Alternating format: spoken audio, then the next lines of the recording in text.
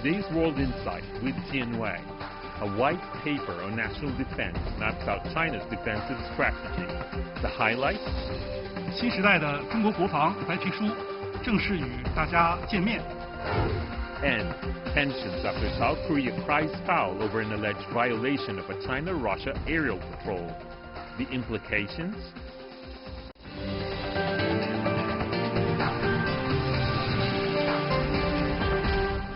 Here is our host, Jianwei.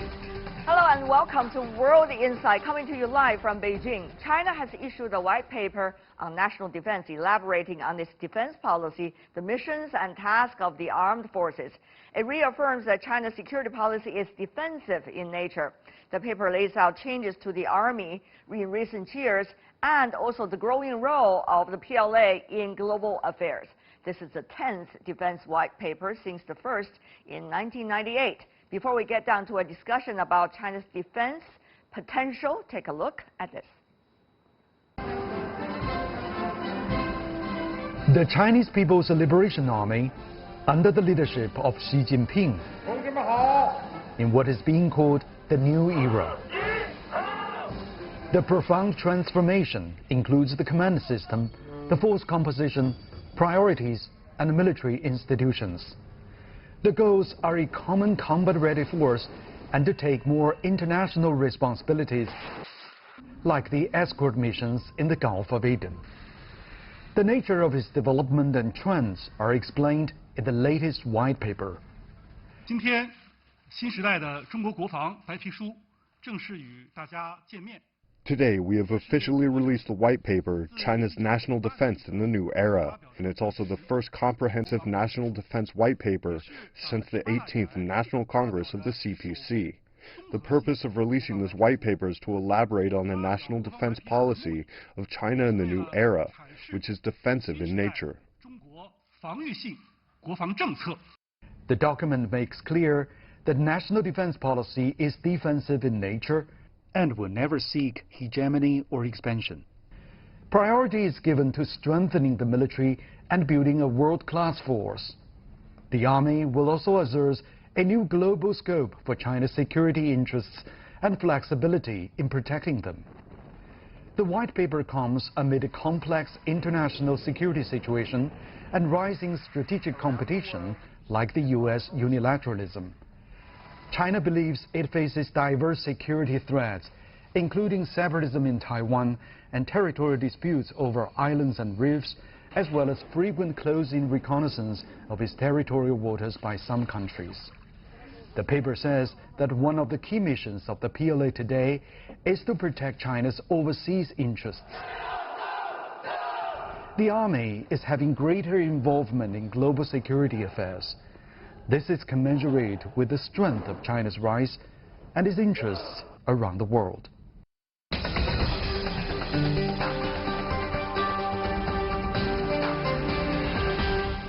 So what's the highlight of China's national defense white paper? Let's turn to our panelists. With me here, Mr. Zhang Junshe, who is the senior captain from China, vice president of the Naval Research Institute in this country. Mr. Zhang, welcome to our program.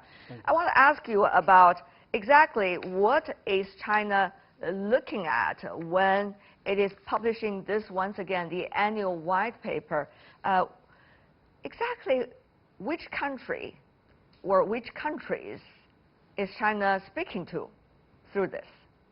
I think it's obvious that China is speaking to the world, to all the countries.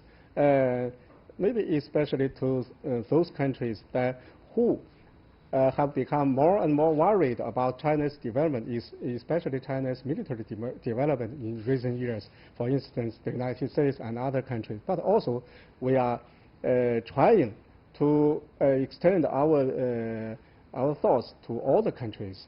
I think first about China's national defense policy, our military strategy, and also the force structure, the force state, the current status of our military force, and also the modernization progress, and also other issues that the outside world is curious or concerned about. One of the things China has been saying in this white paper is the U.S. Increasingly is playing its role of a challenge to global security. What exactly does it mean? Well, we can see that, to be frank, ever since Mr. Trump took office, his administration actually has been adopting a unilateral policy and also unilateral stance on many issues. We can see that actually the international system is being destroyed by the U.S. side. They have been withdrawing from many international treaties, organizations.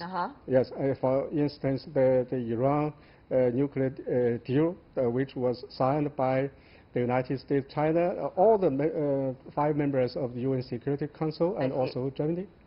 Yes.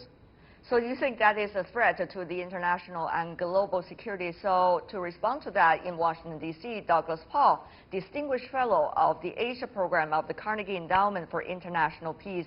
It's a pity, Mr. Paul, that we would not be able to talk to you through satellite, but on the phone, I hope it would be also okay for you. Mr. Paul, help me to understand, what's your understanding as a seasoned China analyst from the U.S. of the latest Chinese white paper when China says the U.S. is the global challenge? Well, I think that the white paper constitutes a reply to the 3 documents that have been published by the new Trump administration: the National Security Report, the National Military Strategy, and the China Military Report. And China is in considerable detail responding to those areas which have identified China as challenging the international order by making its own case that it's the U.S., not China, that's posing the greatest risk to the existing international system. Do you think that is the case in a way, even though the words could vary? But what exactly is the latest agenda, do you think, Mr. Paul, after decades of studying security issues of the United States, particularly with this administration? Are you seeing some direction change in this regard? If you're speaking about the American administration, yes, they've tried very clearly to set a new direction.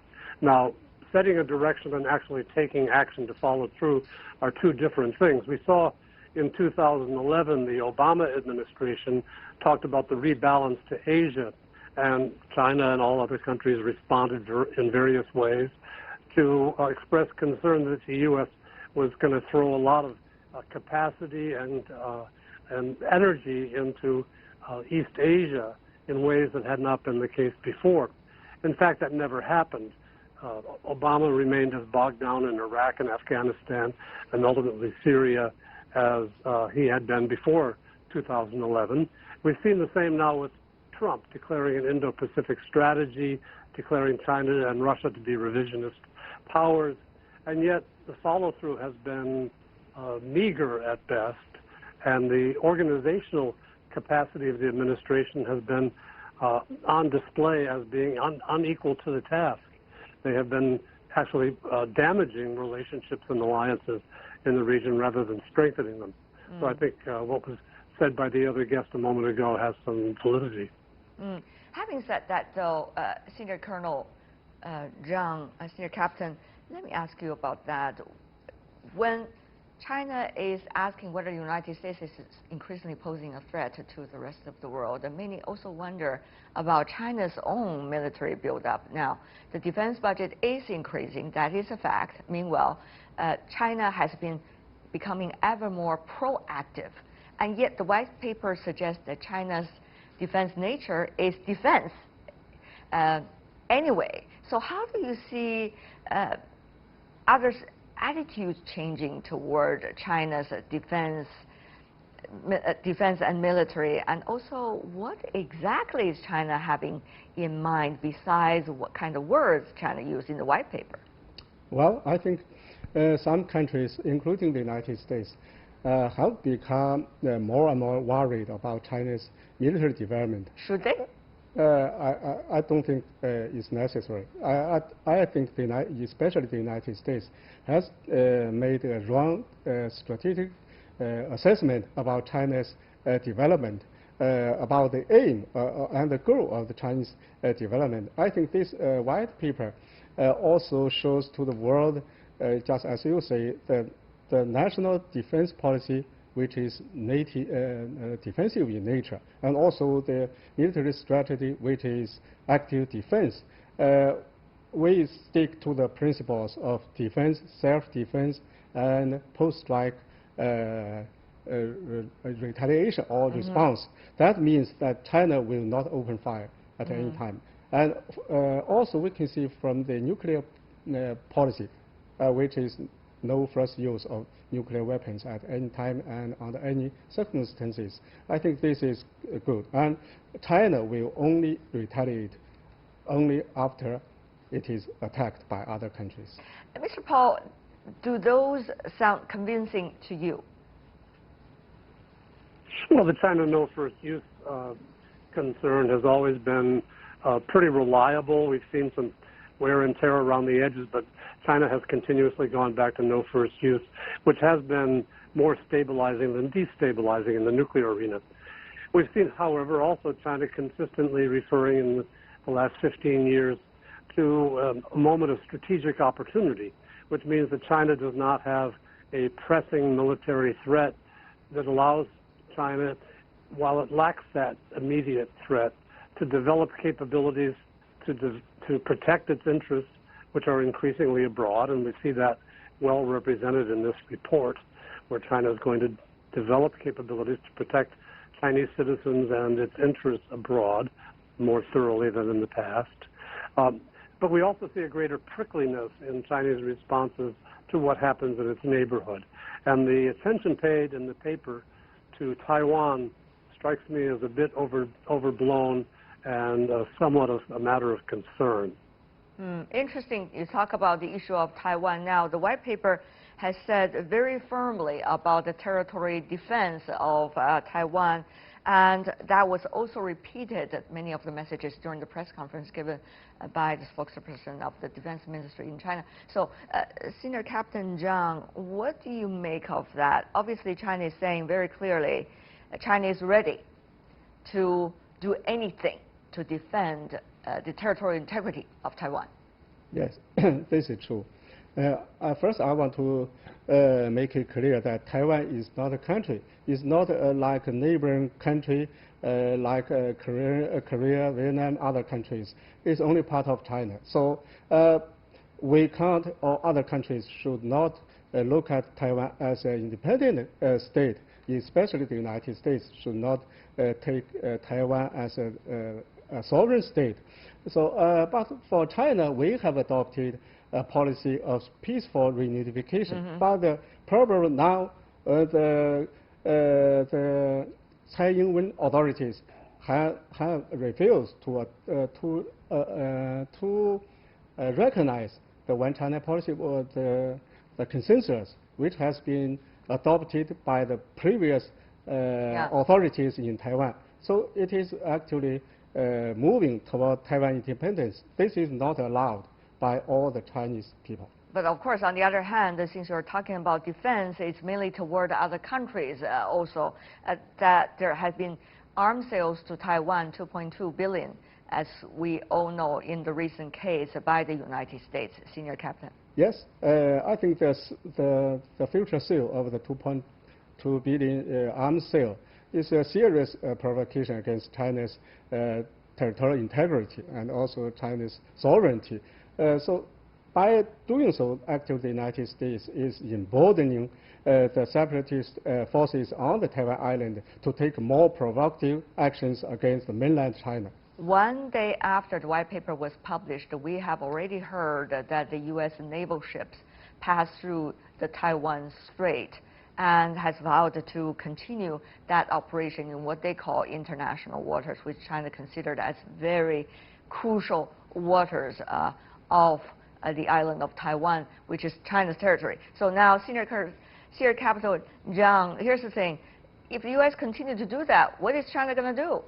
Well, I think the United States warships have been transiting the Taiwan Strait for many years. So it is ridiculous to hear that the U.S. Navy says that this transit is a show of U.S. commitment to the free and open Indo-Pacific region. It's ridiculous. How can they connect the normal transit with such a thing? It's ridiculous. No one has threatened the United States or other countries for transiting the Taiwan Strait, and no country, including the United States, has been threatened by other countries. So it's free for other countries to transit the Taiwan Strait under the international law. Okay. Mr. Paul, how would you respond to that and the latest development and rhetorics particularly? Well, I understand Senior Captain Zhang's point of view, and it's a very familiar one to us over the years. Those of us who have worked on the Taiwan issue, trying to manage it over decades, have seen not much change in the U.S.-Taiwan unofficial relationship, but we have had this peculiar pattern of announcing transits through the Taiwan Strait, which China and the U.S. recognize to be international waters. I think somehow it's believed, whether in Washington or Hawaii, that if you announce a transit, it sounds more like you're doing something about the Indo-Pacific strategy, when in fact not much really is being done. It's a substitute of rhetoric for real action. And that's probably not a bad thing. I mean, if we're going to have concerns about the Taiwan Strait and U.S. getting more involved, giving a new name to something that's been going on for decades doesn't matter very much, and we can sort of look past it. But I am concerned that there's been greater focus on Taiwan. You know, as someone watching this subject a long time, I always look for where the weak points in the triangle are. Sometimes the sources of instability emerge from the island of Taiwan. Sometimes the sources of instability emerge from the United States and Washington. And sometimes they emerge from China. I would say with this white paper, China is signaling that it is the greatest source of change and instability in the Taiwan Strait relationship. And I would urge my Chinese friends to reconsider the signals they're sending. I'm not reading the behavior of the Tsai Ing-wen administration the same way they are. I think she's been very cautious and respectful of the red lines and not trying to push Taiwan toward de jure independence. Interesting. Senior Captain Zhang, of course you want to respond to your American colleague. Obviously, what you have been saying about the latest development, that he does not see it as dramatic. I don't think so. I don't think China has taken specific measures about the transit in the Taiwan Strait. I think the statement from the U.S. Official side demonstrates that freedom of navigation in this area has never been a problem. The United States has been using freedom of navigation as an excuse to meddle in the Chinese internal affairs, in the issues in this region. It's for political aim. What Mr. Paul seemed to suggest earlier in his statement, if I understand right, is whether a heightened alert in the white paper about the Taiwan issue is the right proportion to do at this point when China is making a statement to the outside world. What do you think, Senior Captain Zhang? I think the white paper wants to tell the outside world that the Taiwan issue is a separate issue, not an international issue. It's the internal affair of China. Other countries should not interfere in China's internal affairs and should not encourage the separatist forces on this island to go far away. If they declare independence, the Chinese side, including the Chinese military, will take whatever to crush the separatist force. All right. And of course, China's defense budget is also illustrating the money and the amount of resources being used for China's defense. It is suggesting that it's far below that of the United States. The white paper compares China's military expenditure with other countries in details as well. According to the white paper, look at that number, 20 2012, 2017, average defense spending accounted for 1.3% of the national GDP. That is low compared to other countries such as the US, 3.5%, Russia, 4.4%, 2.2% for the UK, and France, 2.3%. Well, the numbers are over there. But one thing is very important, Senior Captain Zhang, that is, what about the technological development that China has been making in its defense industry and also in its defense capabilities? Now, we understand with the latest report coming out, 6 Chinese firms out of 15 top in the world, actually, when it comes to defense industry. So how should we understand all of these latest technical advances made by China?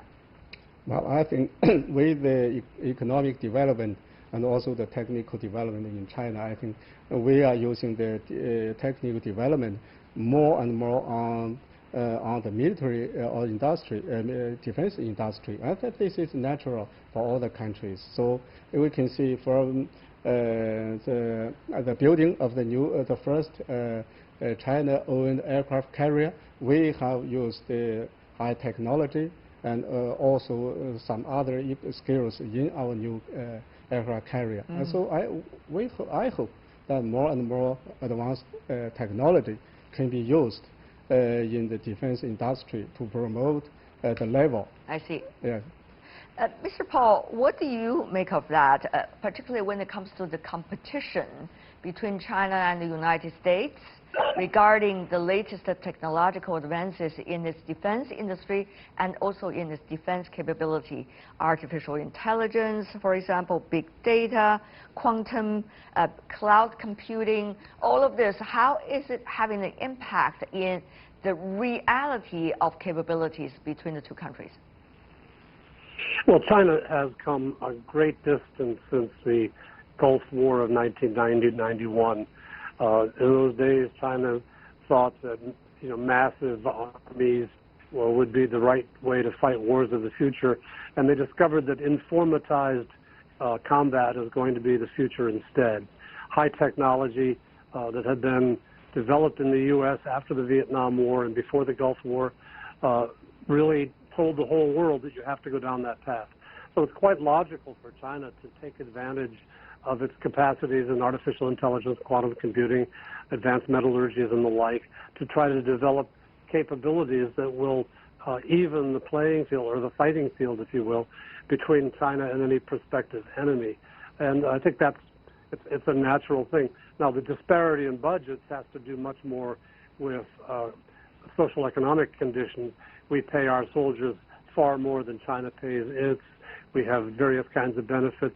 Our contractor relationships are very different with the Defense Department than China's corporate in production. So there are big differences that are explainable because the systems are so different. But the general thrust of both, to advance the technologies to increasingly fight wars without involving people, with unmanned vehicles, for example, that's inevitable. All right. Before we go, I want to have very brief words from both of you. What's likely to be the nature of relations between the U.S. and the Chinese militaries? Are we going to see competition in such a severe way that would make many worry about its geopolitical implications? Or are we going to see competition between the two sides, which could also become a stabilizing factor, as some say these days, between the two countries? Mr. Paul, you go first. Well, in the military report, in the white paper, it's very explicitly said, and a little bit surprising to me, that the most stable element of U.S.-China relations is military to military. I hope that comes to be the case, but I would say it's not an accurate portrayal today. And I would say on the U.S. side, this is particularly inaccurate. The U.S. side is more driven by a sense of competition with China than has it been the case in the past. So we've had a couple of outstanding points, such as the development of memorandums of understanding on encounters at sea and in the air over our ships and planes in the Western Pacific that have been stabilizing. And we have some dialogue mechanisms But I would say on the whole, the relationship between the militaries is deteriorating at a fairly rapid speed. I see. Senior Captain Zhang, your realistic analysis of the reality. Well, I think the high-ranking officials from, especially military officials from both sides, have expressed our hope that we hope the military-to-military relationship between the two sides can become a stabilizer for the whole relationship between the two countries. And also, I agree with some of the high-ranking U.S. military officials who have said recently that competition does not necessarily lead to conflict, and the United States does not want a war with China, nor does China want a war with the United States. So I think that both sides should work to manage and control our differences and seek areas where we can cooperate. This is conducive to peace and stability in the world. Zhang Junshe, Douglas Paul, thank you so much. Thank you. Zhang Junshe with us in the studio and Mr. Paul on the phone. Really appreciate it. Obviously, we see some quite difference of opinions between these two gentlemen. You're watching World Insight, still to come on the program. Tensions after South Korea cries foul over what they say and violation of China-Russia aerial patrol. We'll talk about the realities of that case right after this break.